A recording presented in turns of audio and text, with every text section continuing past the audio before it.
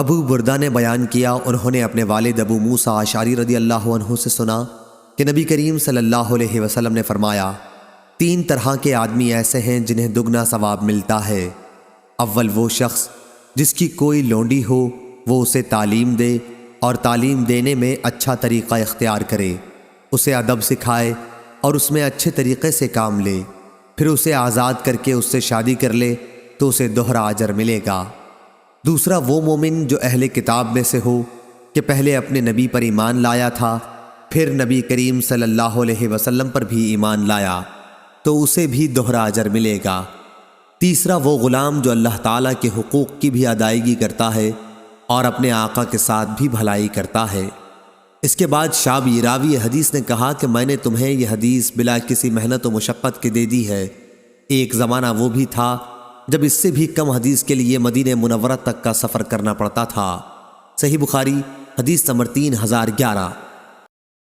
زہری نے بیان کیا، ان سے عبید اللہ بن عبداللہ بن عتبہ نے، ان سے ابن عباس رضی اللہ عنہ نے اور ان سے صعب بن جسامہ رضی اللہ عنہ نے بیان کیا کہ نبی کریم صلی اللہ علیہ وسلم مقام ابوا یا ودان میں میرے پاس سے گزرے تو آپ سے پوچھا گیا کہ مشرکین کے جس قبیلے پر شب خون مارا جائے گا، کیا ان کی عورتوں اور بچوں کو بھی قتل کرنا درست ہوگا؟ حضرت صلی اللہ علیہ وسلم نے فرمایا، وہ بھی انہی میں سے ہیں، اور میں نے آپ سے سنا کہ آپ فرما رہے تھے، اللہ اور اس کے رسول صلی اللہ علیہ وسلم کے سوا اور کسی کی چراگاہ نہیں ہے۔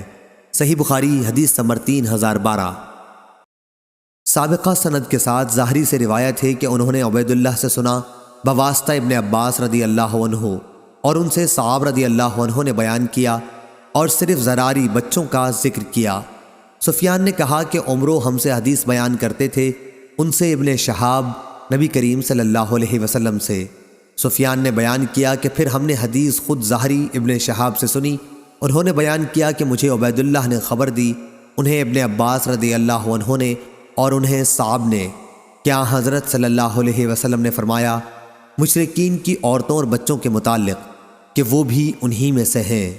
زہری کے واسطے سے جس طرح عمروں نے بیان کیا تھا کہ ہم من آبائہم، وہ بھی انہی کے باپ دادوں کے نسل ہیں، زہری نے خود ہم سے ان الفاظ کے ساتھ بیان نہیں کیا، یعنی ہم من آبائہم نہیں کہا بلکہ ہم منہم کہا۔ صحیح بخاری حدیث نمبر 3013۔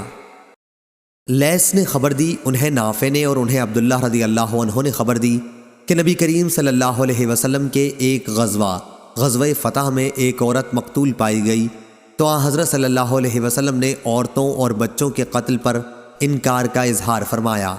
صحیح بخاری حدیث نمبر 3014۔